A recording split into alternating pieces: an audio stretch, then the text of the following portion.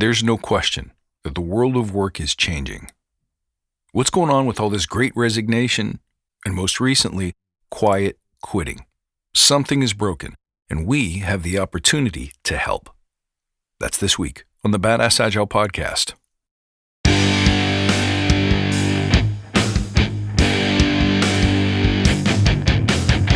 Greetings, team.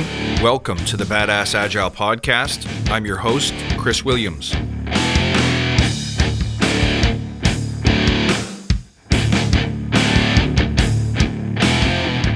Everybody, welcome back. Thank you so much for tuning in, for being a subscriber, and for showing up every week.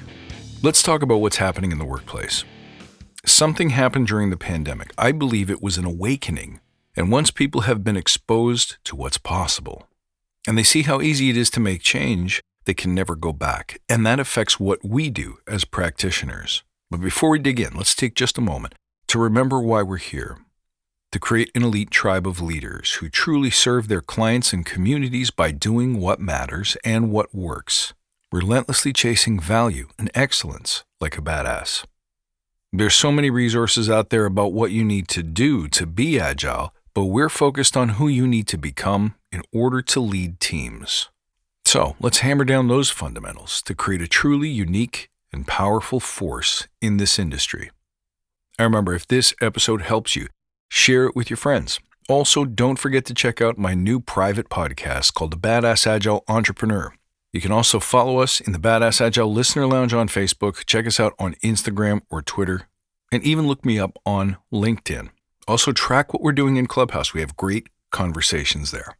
So, things were plodding along just fine. We had deeply entrenched traditions and habits and expectations of how work gets done. You go get your parking spot at 7:05 a.m., you hop on the commuter train for your half-hour or hour-long commute. You show up at the office just before 8:30, just in case the boss is looking. You go through your day, you have lunch at 12, 11:50 if you're smart because you beat the lineups, and then at 4:52 you head on down to the train, you make the journey home, and then you repeat it all over again. What we were finding was happening, though, is that people were always saying, I'm busy, I'm crazy busy, I'm super busy. They're working 10, 12, 16-hour days, and sometimes they're even bragging about it. In the aftermath, families are falling apart, personal wellness is deteriorating, health takes a back seat. And then all of a sudden the pandemic hits, and we cannot be together in the office. So what happens? We quickly pivot to find ways of working digitally, find ways of connecting using technology rather than proximity. And all of a sudden, a discussion breaks out. If this is possible, what else could change? Do I have to be in the office every day? Is it smart for me to be working this hard? All of a sudden, demand in the market changes. People who can solve remote work problems, people who can help businesses pivot, people who can replace the burned out workers who have left their jobs, all of a sudden had an abundance of opportunity. So there was this giant shift. Many companies were faced with a big talent gap. Many of them started overspending, overcompensating, or trying outlandish experiments to help retain or attract the staff that they needed. So there's a giant shuffle in the marketplace, not to mention people who quit the game altogether to go start a side hustle or change their careers completely to something that they find more fulfilling. For many companies, this created a crisis. But most importantly, it created a shift in thinking, didn't it?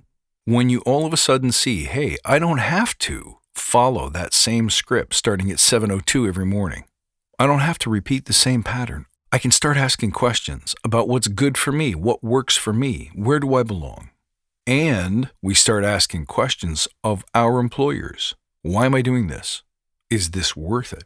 And when employers start demanding that people go back to the office, we were unafraid to stand up and say, wait a second, why? All of these forces are an interesting, sometimes dangerous, sometimes really exciting cultural shift, aren't they? But then, after 2 years of pandemic living, another trend emerged. There's a group of people who don't want to quit their jobs, who don't want to switch their roles, who don't want to leave and start a side hustle, but they're unhappy. They're 100% fed up with the way things used to be. They know they're burned out. They know they're making sacrifices that they can't afford to make in different areas of their lives. They know they're not fulfilled. They might even suspect that they're not being properly compensated, cared for, or heard. So instead of quitting, they start slowly abdicating or refusing parts of their job and doing just enough to not get fired. It's called quiet quitting, and it's got its own hashtag. Rumor has it that it started on TikTok somewhere. I personally didn't see it, but it's now a big enough of a thing that we need to pay attention to it. So the premise is you will basically protest your working conditions by not doing the work and not telling anyone that you're not doing the work. You might outwardly refuse taking on extra tasks. You might decline to pick up a piece that a coworker has dropped. In some cases, people are reporting that some choose to just do their current jobs so badly that they don't get asked to do it again. There's a couple of things going on here. Is this a good idea? It depends. There's certain aspects of it that are really quite brilliant. We're saying that we're going to vote with our feet. We refuse to surrender our time to do things that might be meaningless or exceedingly unfair or stressful because we're not properly supported, we're not given enough time to do the job properly, or maybe we're just being asked to do too much of it. We're called on to dig into our personal reserves of time, surrendering vacations, family time, downtime, sleep, all in service to the corporation, and we don't really see that much of a return. And knowing that the market could offer us better, rather than being disloyal, will be subversive. I like the idea of the everyday employee raising their voices. What I don't like about it is that it's passive-aggressive. It's saying, yeah, I know you have expectations of us, we're simply not going to do it. It's kind of like a strike without representation. It's taking action, yes, but it's taking action without declaring that you're taking action. It's avoiding the difficult conversation. So how does this affect us as agilists and as leaders?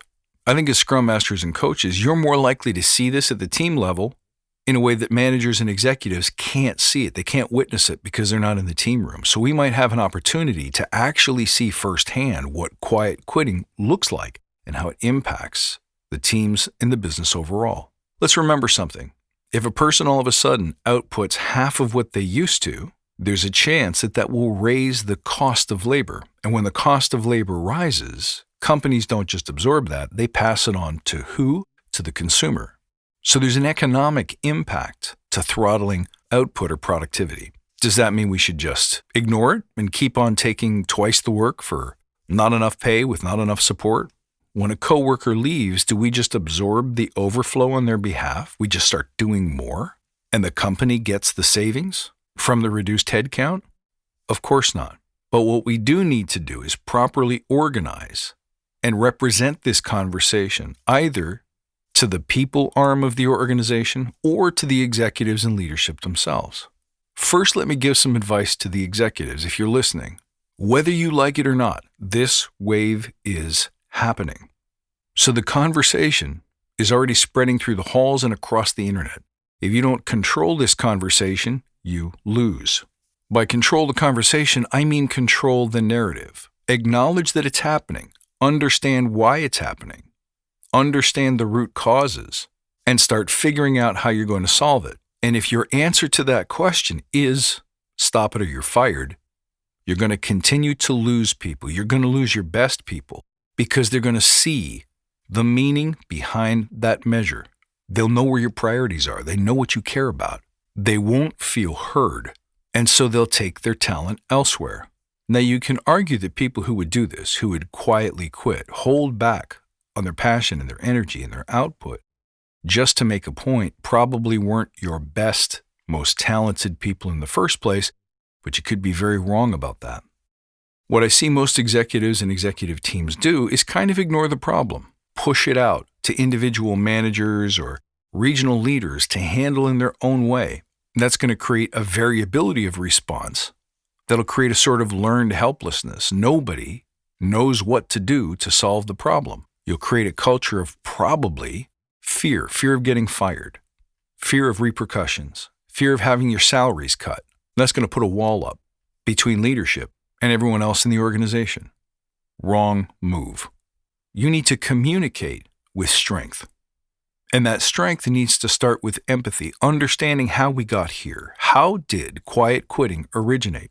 Why is something that is seemingly a last resort, a quiet yet clear message that we've had enough and we're not going to take it anymore, happening in your organization? How do your policies and your approaches to leadership making this problem worse? And even if you don't know how you're going to solve it, express that you care enough to try. Too many organizations are responding with, oh yeah, you're going to quit quietly? Well, here's what we're going to do. We're going to punish, we're going to penalize, we're going to shame, and we're going to take away your livelihood. We're going to kick you out of the organization. That's not how you care for people under your charge. This is a time for leadership to do better, and I'll be blunt with you. I've seen very few companies in the past 2 years handle any of this with grace and excellence in leadership and heroism. CEOs, you're paid enough to figure out how to do this well.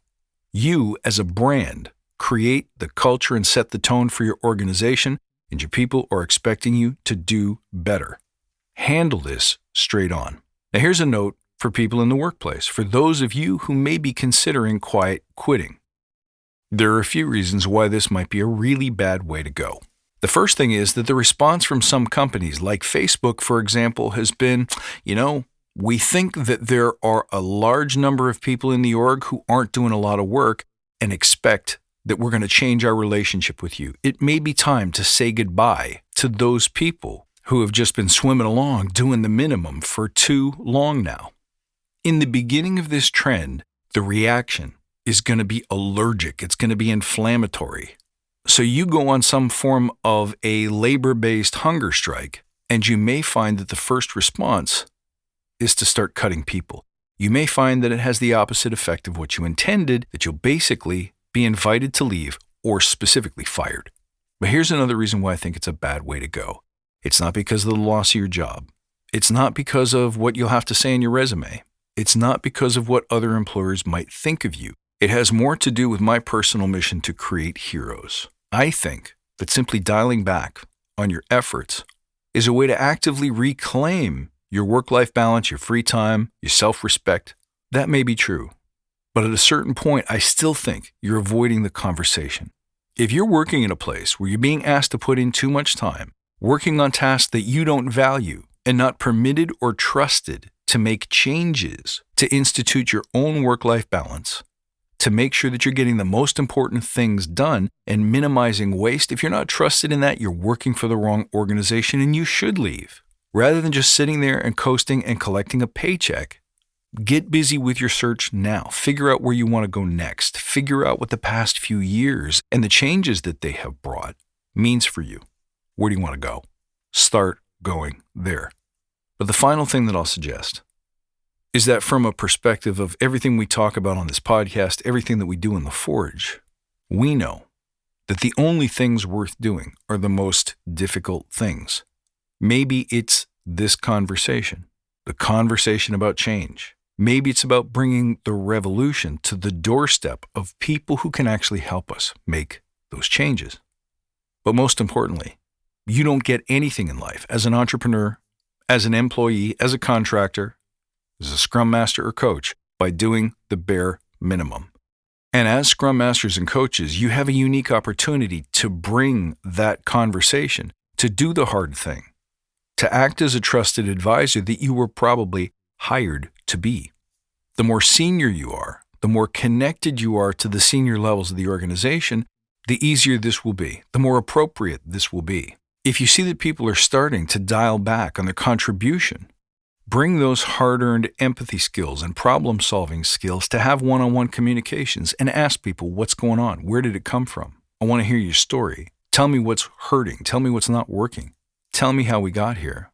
And understand that every time someone surrenders on a task and chooses not to take it on, without first as a team deciding what are the pieces of waste that we can safely avoid and reject, there's a chance that you may be putting work on somebody else's shoulders.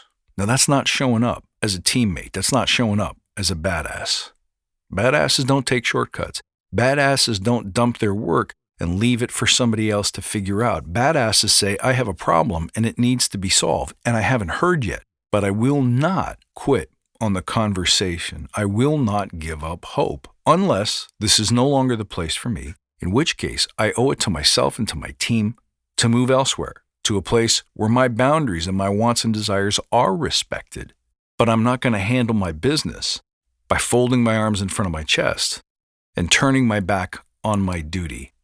I'll have lots more to say on this. And if you have questions or experiences that you want to share, please reach out to me. I'd love to hear from you and I'd love to help.